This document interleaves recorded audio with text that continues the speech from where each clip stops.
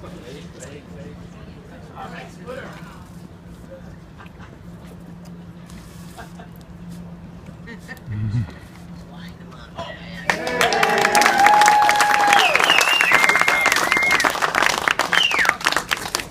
want to congratulate the museum, the whole team for putting it together. The Sports Hall of Fame.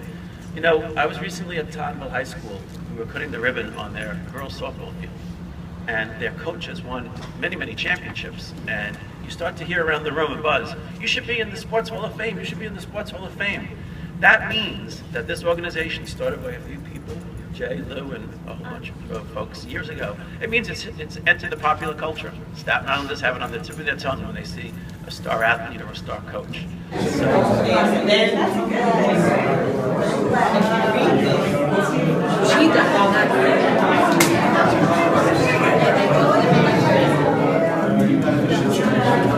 We also realize that sports is a great unifying feature of a community. You notice how we gather around together as a community around teams and other sports idols. In this day and age when there is much more dividing us than bringing us together, sports and recognizing the achievement of our sports heroes is that much more important. That having been said, this exhibit highlights exactly what it is that we're trying to achieve in the Staten Island Sports Hall of Fame, and I think you'll all agree when you get upstairs to see it. I'll take you on the bed, yeah.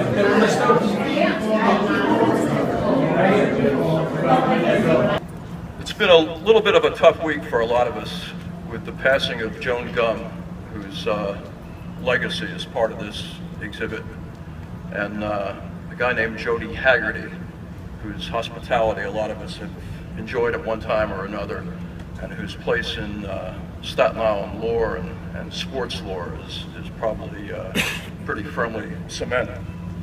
Even so, it's pretty cool to be here on a day like this, to be able to tell the story of the evolution of sports on Staten Island and why it matters, and to be doing it here, just a block from the ground where the original New York Mets played big league baseball in 1886, and where a young woman named Mary Outerbridge introduced the sport of tennis to America.